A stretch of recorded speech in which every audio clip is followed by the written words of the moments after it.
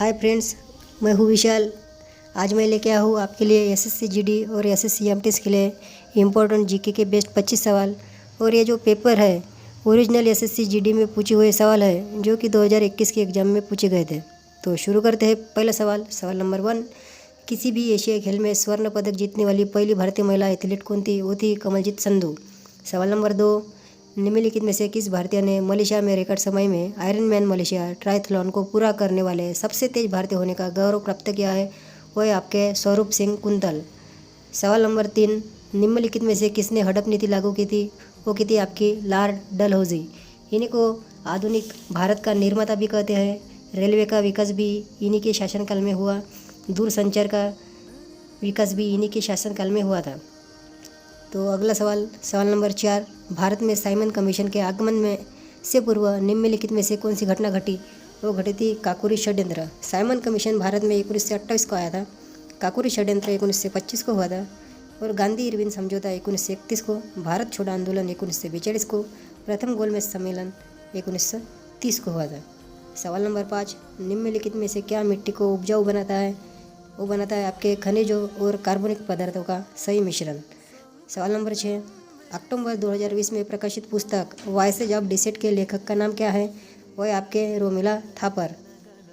सवाल number 7, FIFA विनियमों के अनुसार एक फुटबॉल सॉकर मैच में 45 मिनट की अवधि के 2 भाग होते हैं जिनके बीच 15 मिनट की आराम की अवधि होती है। सवाल नंबर 8, 2020 तक प्राप्त जानकारी के अनुसार एक्सिस बैंक का मुख्यालय निम्नलिखित में से किस शहर में स्थित है? वो है आपके मुंबई। मैं आपको एक्सिस बैंक के बारे में और थोड़ी जानकारी देता हूँ। इसकी स्थापना हुई थी 1993 को। अध्यक्ष है राकेश माखीजा, CEO अमिताभ चौधरी और मुख्यालय है मुंबई। और ये एक्सिस बैंक का प्यारा सा लोगो भी है। तो अगले सवाल की तरफ बढ़ते हैं। सवाल नंबर 9, निम्नलिखित में से कौन चंद्रगुप्त प्रथम का उत्तराधिकारी था? वो था आपका समुद्रगुप्त। सवाल नंबर 10, निम्नलिखित में से कौन सा एक सांख्यिकीय उपकरण है जो स्वास्थ्य, शिक्षा और आय के संबंध में किसी देश की समग्र उपलब्धि को मापता है? वो मापता है आपका मानव विकास सूचकांक। इसे पाकिस्तानी अर्थशास्त्री महबूब फुलक द्वारा विकसित किया गया था। सवाल नंबर 11, भारत के निर्वाचन आयोग द्वारा 2020 में बिहार विधानसभा का आम चुनाव कितने चरणों में करा गया था? वो करा गया था आपके 3 चरणों में। अपनी डॉक्यूमेंट्री ची लेपो के निम्नलिखित में से किसने 2020 में दादा साहेब फाल्के पुरस्कार जीता? वो जीता केजंग डी थोंगडोक ने। निम्नलिखित में से कौन सा ऊर्जा का एक पारंपरिक स्रोत है? वो है आपकी लकड़ी। सवाल नंबर 14, 2019 में भारत के संविधान में क्रमशः कितने अनुच्छेद और अनुसूचियाँ थी? वो थी आपकी 395 अनुच्छेद और 8 अनुसूची थी।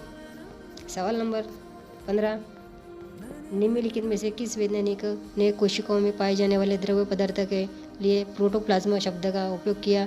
वो क्या था? आपके पुरकिंजे ने। सवाल नंबर 16, किसी कटर वस्तु से टकराने पर घंटी जैसा ध्वनि उत्पन्न करने के धातु के गुण को डॉट के नाम से जाना जाता है? वो जाना जाता है आपके ध्वन्यात्मकता। सवाल नंबर 17, निम्नलिखित में से किसने इंडिया मीन्स फ्रीडम नामक पुस्तक लिखी है जो भारत के स्वतंत्रता संग्राम के संबंध में उनकी आप बीती है? वो है आपके मौलाना अबुल कलाम आज़ाद जी ने। सवाल नंबर 18, कंदर के द्विभाषी शैल शिलालेख किन 2 भाषाओं में लिखे गए हैं? वो लिखे गए आपके ग्रीक और आर्माइक। सवाल नंबर 19, एक कोशिकीय मीठे पानी के जीवों और अधिकांश पौधे की कोशिकाओं द्वारा जल ग्रहण करने के लिए निम्न में से किस प्रक्रिया का उपयोग किया जाता है? वो किया जाता है आपके परासरण। सवाल नंबर 20 है, वह परिसंपत्ति है जो ऋण चुकाए जाने तक ऋणदाता की प्रतिभूति के रूप में उधारकर्ता अपने अधिकार में रखता है और उसका उपयोग करता है। उसे कहते हैं संपाशी।